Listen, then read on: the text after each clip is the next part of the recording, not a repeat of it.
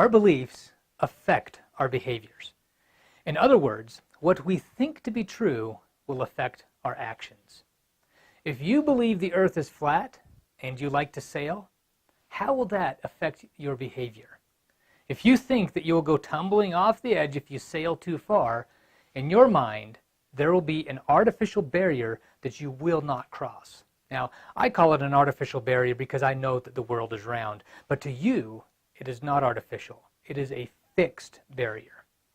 Your perception of the earth completely dictates the way that you behave and interact with it. Now, what if I'm a sailor too? And I told you that I've sailed around the earth. I know that it is round. I show you pictures of my trips all over the globe. I even prove to you mathematically and scientifically that the earth is round. Now, after much convincing, you finally believe me. You now perceive the world as round. So, you decide to sail around the earth. So what is going to happen when you get to that artificial barrier? Now, I believe in you. I think you will go beyond the barrier and sail around the world. But your old perception was so strong and influenced your behavior so much that even in your bravery and your new knowledge that the world is round, you will probably get a little nervous. You might even slow down as you approach that old barrier. Now, you've probably already seen this before. It is a famous blue dress that circulated around social media a few years ago. What color is the dress to you? Is it blue and black, or is it white and gold? For months, there were heated arguments online about the color of this dress. Those arguments were all about perception. It turns out, different people's brains interpreted the color in the image differently. The dress, in reality, is blue and black. But those who see white and gold perceive it that way, and it is impossible to convince them otherwise. Not because of reality, but because of perception. Now, that perception caused people to have heated arguments online. By the way, I see the dress as white and gold. Now, our perception of things and our behavior towards others become even more important for self-governance when it comes to our language. If our perception and language is different from one another, it is very difficult to have a peaceful society because we can't communicate with each other. In their famous Who's On First comedy sketch, Abbott and Costello illustrate how it is impossible to communicate if we have different perceptions in our language. It's okay with the audience. I'm crazy about baseball. Will you stand still? Pick up your hat. Go pick up your hat. Okay. Now look. Then you'll go and peddle your popcorn and don't interrupt the act anymore? Yes, sir. All right. But you know, strange may seem, they give ball players nowadays very peculiar names. Funny names? Nicknames, pet names. Not as funny as my name, Sebastian Dinwiddie. Oh, yes. Funnier than that? Oh, absolutely. Yes. Now, on the St. Louis team, we have who's on first, what's on second, I don't know's on third. That's what I want to find out. I want you to tell me the names of the fellows on the St. Louis team. I'm telling you, who's on first, what's on second, I don't know's on third. Do you know the fellows' names? Yes. Well, then who's playing first? Yes. I mean the fellow's name on first base. Who? The fellow playing first base for St. Louis. Who? The guy on first base. Who is on first? Well, what are you asking me for? I'm not asking you, I'm telling you, who is on first? I'm asking you who's on first. That's the man's name. That's whose name? Yes. Well, go ahead and tell me. Who? The guy on first. Who? The first base. Who is on first? Have you got a first baseman on first? Certainly. Then who's playing first? Absolutely. When you pay off the first baseman every month, who gets the money? Every dollar of it. Why not? The man's entitled to it. Who is? Yes. So who gets it? Why shouldn't he? Sometimes his wife comes down and collects it. Whose wife? Yes. After all, the man earns it. Who does? Absolutely. Well, all I'm trying to find out is what's the guy's name on first base? Oh, no. What is on second base? I'm not asking you who's on second. Who's on first? That's what I'm trying to find out. Well, don't change the players. I'm not changing nobody. Take it easy. What's the guy's name on first base? What's the guy's name on second base? I'm not asking you who's on second. Who's on first? I don't know. He's on third. We're not talking about him. How did I get on third base? You mentioned his name.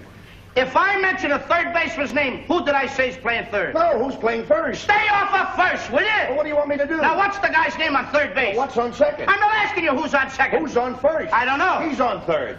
There I go, back on third again. Well, I can't change their names. Will you please stay on third base, Mr. Broadhurst? Now, what is it you want to know? What is the fella's name on third base? What is the fella's name on second base? I'm not asking you who's on second. Who's on first? I don't know. Third base. You got an outfield? Oh, sure. St. Louis has got a Oh, good outfield? absolutely. The left fielder's name? Why? I don't know. I just thought I'd ask you. Well, I just thought I'd tell you. Then tell me who's playing left field. Who is playing first? Stay out of the infield! Don't mention any names out here. I want to know what's the fella's name in left field. What is on second? I'm not asking you who's on second. Who is on first? I don't know. Third base. Oh, take it easy. Take it easy, man. I have seen that 1,000 times and still think it's hilarious. Now, the flat earth and who's on first examples illustrate that what we believe, assume, or perceive greatly affects our behaviors. It greatly affects the way that we interact with the world around us, and more importantly, the way that we interact with others. So, how can it affect our behaviors? Now, remember what Lane taught you about elephant mentality syndrome? This is the same thing. The elephant perceived the trainer or the chain as having power. Then, when the elephant changed its perception and believed that the power originated in it, it either trampled the trainer or broke the chain. You see, we can be just like the elephant. We can incorrectly assume that power originates in the director, teacher's rules, or in us. And if we have this perception, we will either submit to the director and teacher's rules, or we will want to destroy them.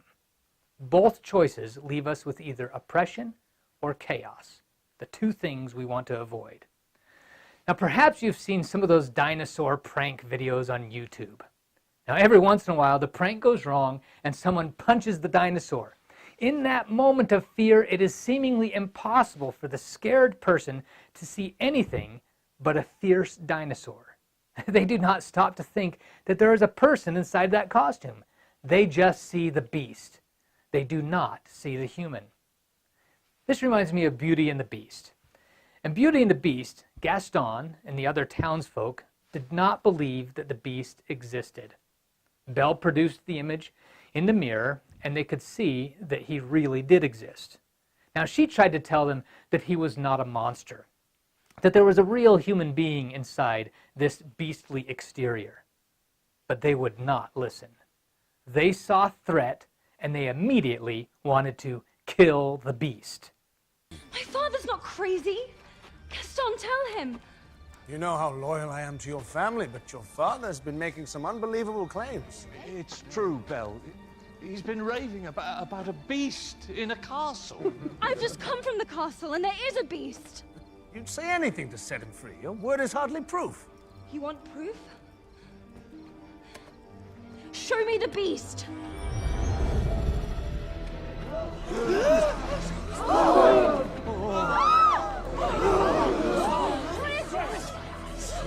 There's your proof. This is sorcery. Look at this beast. Look at his fangs! His claws! No, don't be afraid. He's gentle and kind. The monster has her under his spell. If I didn't know better, I'd say she even cared for him. He's not a monster, Gaston. You are. The beast wouldn't hurt anyone. I've heard of the effects of dark magic, but I've never before seen it with my own eyes. This is a threat to our very existence! We can't have her running off to warn the beast. Look her up, too.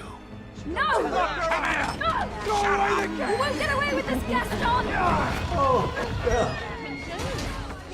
Gaston, with all due respect. Do you want to be next? Fetch my horse. Stand guard! Don't let them escape. This creature will curse us all if we don't stop him! Well, I say we kill the beast! We're not safe until he's dead. He'll come stalking us at night, sent to sacrifice our children to his monstrous appetite. He'll wreak havoc on our village if we let him wander free. So it's time to take some action, boys. It's time to follow me. Through the mist, through the wood, through the darkness. darkness and the shadows, it's a nightmare, but it's one exciting ride. Say a prayer, then we're there at the drawbridge of a castle, and there's something truly terrible inside. It's a beast, he's got fangs, razor sharp ones, massive paws, killer claws for the feast. Hear him roar, see him foam, but we're not coming home till he's dead. Gonna dead. Kill the beast! And when we are faced with government oppression and tyranny, our perception is that government is a beast, and our knee-jerk reaction is to kill the beast. It is very difficult to stabilize society under these conditions. During the French Revolution, the revolutionaries killed the king and queen because they saw them as the beast. Then, a short time later, the leaders of the revolution were killed by the other revolutionaries because they thought that they had become beasts. Kill the beast mentality had devastating effects in France. And when the people had enough of that chaos, they went running back to tyranny and put Napoleon in charge. They welcomed. In fact, they begged for oppression. Now, our tendency is to think that power originates in the trainer or the chain. And so out of fear, we either submit to the beast or seek to destroy the beast. Well, Thomas Jefferson said that the qualifications for self-government in society are not innate. They are the result of habit and long training. That means that we are not born with the ability to self-govern in society. But through work, we can learn how to self-govern in society. Jefferson also noted that because we are social creatures, it is logical that we must have the ability to learn how to self-govern. So there is hope for us after all. Now, we must work to change our behaviors as humans, and that requires that we change our perception. We cannot look at government or those who are governing as the beast. If government and the governing are not a living beast, then government must be an object or a thing. The American colonists experienced this shift in perception. That is how and why they created the unique government system that they did and that we enjoy today. There's an interesting piece of historical evidence that shows that Abigail Adams had a significant perception change in how she looked at government. A simple perception change that made a huge, huge difference. On May 7th, 1776, Abigail wrote a letter to her husband John, who was in Philadelphia as a delegate to the Second Continental Congress. Abigail was at home, just outside Boston. She heard the cannon fire and the guns blazing on Bunker Hill. She felt the stress of the chaos that existed because all government bodies in Massachusetts had been dissolved by the Crown. British ships blocked Boston Harbor from allowing any food, clothing, or any other supplies from coming in. She was very literally witnessing anarchy and tyranny butting heads. She was experiencing firsthand the extremes of chaos and oppression, and she hoped for stabilization. In the letter, she wrote, "A government of more stability is much wanted in this colony, and they are ready to receive them from the hands of Congress." Abigail shows us evidence that she was in the middle of shifting her perception of government. She wrote, "They," meaning the colonists, "are ready to receive them," meaning the government. But then she crossed out the "them" and wrote "it." She had grown up under king and parliament. She experienced the oppressive acts of parliament. To her, government had always been a them. To her, government was a living beast. After she wrote "them," she moved beyond her human instinct, put some thought and reason into it, and declared government an "it." Now this is a big deal. Now meanwhile, in Philadelphia, we see that John had made the same change in his perception of government.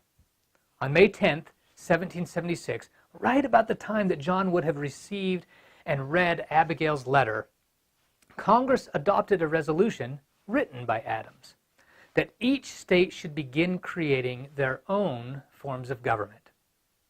He said this, We must realize the theories of the wisest writers and invite the people to erect the whole building with their own hands upon the broadest foundation. Now notice how he relates to building government like a building. He's talking about building it. You cannot build a king. You submit to a king. And if you no longer want to submit, you must remove the king. Now the king will likely not want to go, so you must destroy the king. But a building, you can carefully design a building with the best building practices. You can fix the building if it is broken. You can add on to or change the building if it is not serving the needs of its occupants. Now, can you see the difference between John saying we must give leaders power to govern versus we should build a building of government with wise ideas? It's a big difference there. Now, 1 month after Abigail's letter, Richard Henry Lee gave his famous motion that these states are and of right ought to be free and independent states. It was this motion that led to declaring independence. Now, John Adams was one of the main people arguing for independence. Of course he was. He was from Massachusetts, and that's where it was all happening. Lexington and Concord, Paul Revere's Ride, the Battle of Bunker Hill, the Boston Tea Party. It was where the Revolutionary War was very, very real. On June 11th, Congress appointed a committee of 5 delegates to begin drafting a declaration. John Adams was one of those 5. Thomas Jefferson was the primary author of the Declaration of Independence, but he looked to his fellow committee members, John Adams and Benjamin Franklin, for opinion and advice, because Jefferson said, "They were the 2 members of whose judgment and amendments I wished most to have the benefit." Now notice the language that the final declaration that was written and passed by Congress used when referring to government. The right of the people to alter or to abolish it, and to institute new government, laying its foundation on such principles and organizing its powers in such form as to them shall seem most likely to affect their safety and happiness. Now in that partial sentence, government is referred to as an it. The document does not mention the right of the people to appoint a king or to elect people to do the governing. It talks about establishing, altering, or abolishing it. To perceive government as an it rather than a them completely changes the way you behave when dealing with government and when dealing with those who are governing within government. You see, government is not a them, it is an it.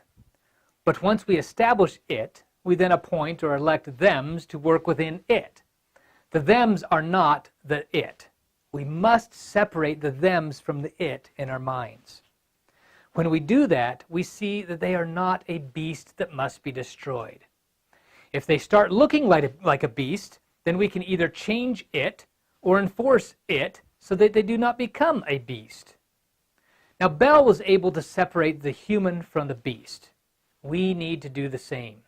The beast that we see and that must be destroyed is not them, it is actually a beast within us. Bell's perception of the beast changed, and so did her behaviors.